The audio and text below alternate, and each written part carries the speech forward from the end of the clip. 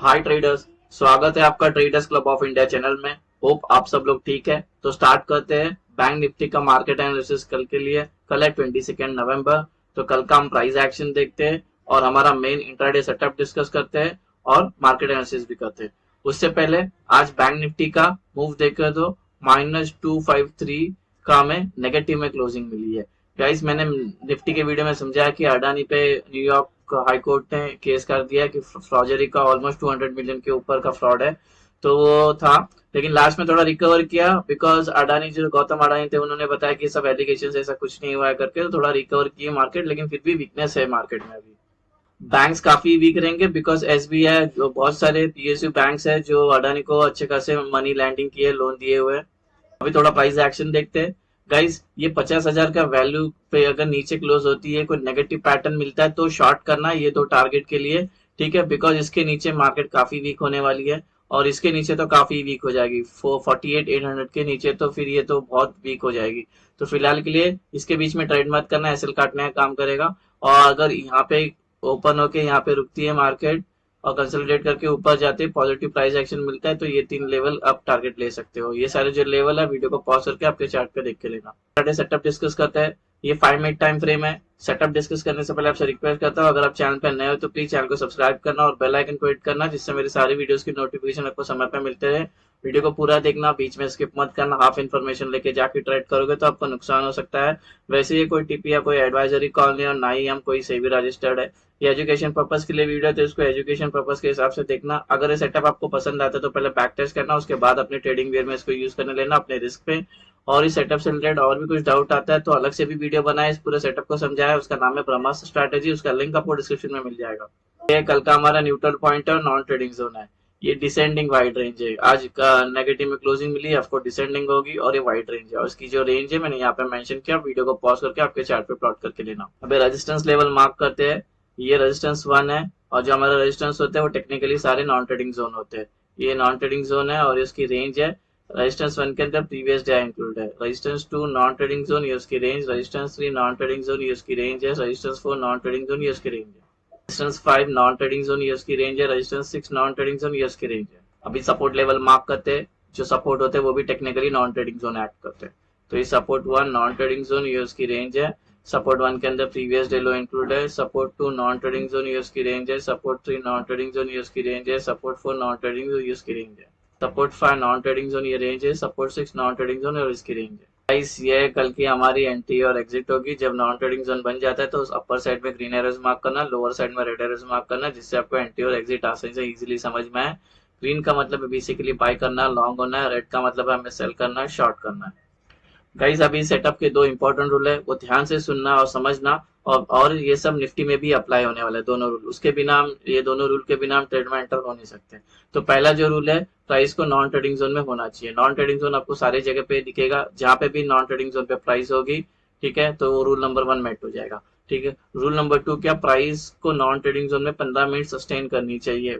ठीक है, उसके बाद जिस जिस साइड का ब्रेकआउट करेगा उस साइड का ट्रेड है। एग्जाम्पल के लिए सपोज प्राइस अभी यहाँ पर है तो ये रूल नंबर 1 मेट हो गया। इसी के अंदर ये सस्टेन करती है 15 मिनट या 15 मिनट के ऊपर, फिर ये रूल नंबर 2 भी मेट हो जाता है। फिर ये जिस साइड का ब्रेकआउट करेगी उस साइड का मार्केट बनता है।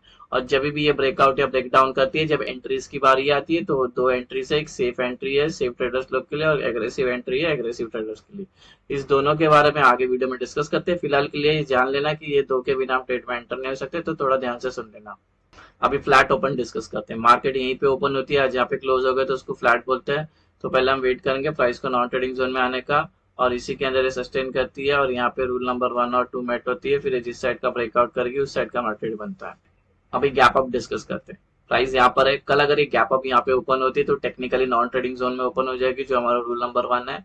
इसी के अंदर सस्टेन करती है और रूल नंबर 2 मेट होता है। फिर ये जिस साइड का ब्रेकआउट करेगी उस साइड का मार्केट बनता है।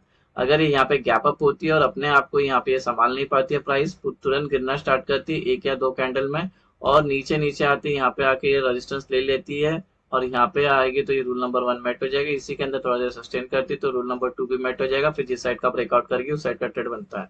अगर ये gap up non trading zone के बीच में ओपन हो रहा है तब ट्रेड नहीं करेंगे, वेट करेंगे पहले प्राइस को नॉन ट्रेडिंग जोन में आने का, और वेट करेंगे पहला यहाँ पे दोनों भी रूल मेट होने का। जैसे ये दोनों रूल मेट हो जाता है फिर जिस साइड का ब्रेकआउट करेगी उस साइड का मार्केट बनता है। अभी गैप डाउन डिस्कस करते हैं। प्राइस यहाँ पर है, अगर कल यहाँ पे ओपन होती है तो टेक्निकली नॉन ट्रेडिंग जोन में ओपन हो जाएगी, जो रूल नंबर 1 है।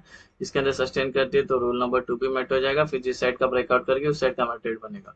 अगर ये गैप डाउन होती है और ये ऊपर जाने लगती है, इधर सस्टेन नहीं कर पाती है और डायरेक्ट ऊपर या नीचे गिरना स्टार्ट करती है, तो ऐसे में हम ट्रेड नहीं करते जब तक प्राइस नॉन ट्रेडिंग जोन में कंसोलिडेट नहीं करती। जैसे थोड़ी देर पहले गैप अप में समझाया था, तो गैप डाउन होती है सब उसे ऊपर जाती है और यहाँ पे भी रुकती नहीं है, इसके अंदर एक या दो ही कैंडल फॉर्म होता है और ये डायरेक्ट ऊपर जाती है और इधर रेजिस्टेंस मिल जाता है और यहाँ पे ही हमारा रूल नंबर 1 और 2 मेट करता है। जिस साइड का ब्रेकआउट करेगी उस साइड का हमारा ट्रेड बनता है। अगर gap down non trading zone के बीच में ओपन हो रहा है तो वेट करेंगे पहला प्राइस को नॉन ट्रेडिंग जोन में आने का, वेट करेंगे यहाँ पे हमारा रूल नंबर 1 और 2 मेट होने का, दोनों मेट होता है, फिर जिस साइड का ब्रेकआउट करती है उस साइड का हमारा ट्रेड बनता है। टारगेट समझा देता हूँ आपको कैसे लेना है और सेम आपको निफ्टी में भी यही अप्लाई करना है, तो ध्यान से सुनना। तो अगर सपोज यहाँ पे हमारा दोनों भी रूल मेट हो जाता है, ये ब्रेकआउट आता है, हमने ये ऊपर का ट्रेड लिया, टारगेट 1 2 3 होगा। अगर ये वाला ऊपर का ट्रेड लिया है तो इसके ऊपर के लेवल होंगे टारगेट। सपोज अगर प्राइस यहाँ पर है, दोनों भी रूल मेट होते हैं, यहाँ पर R1 और R2 हमारा रूल नंबर 1 और 2 और ब्रेक डाउन आता है, इस नीचे के ट्रेड में एंटर हुआ है तो ये 2 लेवल होंगे टारगेट। अगर ये नीचे का ट्रेड लिया तो ये 3 लेवल होंगे टारगेट। अगर ये नीचे का ट्रेड लिया तो इसके नीचे का लेवल होंगे टारगेट। सारे टारगेट आपको ऐसे ही लेना है। गाइस अभी ओआई का डेटा डिस्कस करते हैं और ओआई का सपोर्ट और रेजिस्टेंस मार्क करते हैं। बैंक निफ्टी अगर कल अपट्रेंड में होगी तो ऊपर हमें रेजिस्टेंस मिलेगा 51,100 का। ये एक इंट्राडे में इधर सबसे ज्यादा कॉल राइटर्स प्रेजेंट है, यहाँ पे सेलर्स बैठे हुए, तो इसको लग के प्राइस नीचे आ सकती है, ट्रेंड चेंज हो सकती है। तो भले हमारा यहाँ पे रूल नंबर 1 और रूल नंबर 2 मैट हो जाए और ब्रेकआउट आए तो तुरंत रेजिस्टेंस है, तो थोड़ा ध्यान रखना। तो यहाँ पे अगर आप करोगे एंट्री करना है तो सेफ एंट्री करना, ठीक है। अगर कल हम डाउन ट्रेंड में रहेंगे तो नीचे सपोर्ट ऐड करेगा 49,700 का, इसको लग के प्राइस ऊपर जा सकती है, ट्रेंड चेंज हो सकती है, बिकॉज पी के सबसे ज्यादा सपोर्ट यहाँ पे क्रिएट हुआ है, तो इसको लग के प्राइस ऊपर जा सकती है। यहाँ पे भी देखो भले हमारा रूल नंबर 1 और 2 मेट्रो के ब्रेक डाउन आता है तो यहाँ पे सेफ एंट्री करोगे तो अच्छा होगा। एग्रेसिव एंट्री करोगे तो बैक टेस्ट अच्छे से कर लेना, नहीं तो एग्रेसिव एंट्री में क्या हो जाएगा, ये यहाँ पे स्ट्रॉन्ग सपोर्ट है तो ये ऊपर आके आप कैसल काट सकते हैं। बैंक निफ्टी का पुट कॉल रेशियो 0.9 चल रहा है। अब ये 0.9 एक्चुअली ये मंथ का है पूरा, ठीक है। इंट्राडे में काफी वीक चल रही है मार्केट, ये पूरा मंथ में भी बता रहा है कि ये बुल से ज्यादा बेयर है, तो मार्केट वीक तो है। सेफ एंट्री एक बार आपको समझा देता हूँ। एज्यूम करते हैं कि प्राइस यहाँ पर है, हमारा दोनों भी रूल मैट होता है, 1 और 2 ब्रेकआउट आता है, तो ये जो ब्रेकआउट वाली कैंडल है इसको छोड़ के नेक्स्ट जो 3 कैंडल है तीनों भी ग्रीन बननी चाहिए, साइज कोई भी चलेगा। उसके बाद जब एंटर करते हो तो सेफ बुलिश एंट्री होगी। सेम वे यहाँ पे दोनों भी रूल मेट हो जाता है, प्राइस सस्टेन करके नीचे आती है, ब्रेकडाउन वाली कैंडल करके नेक्स्ट जो 3 कैंडल तीनों भी रेड बननी चाहिए, साइज कोई भी चलेगा।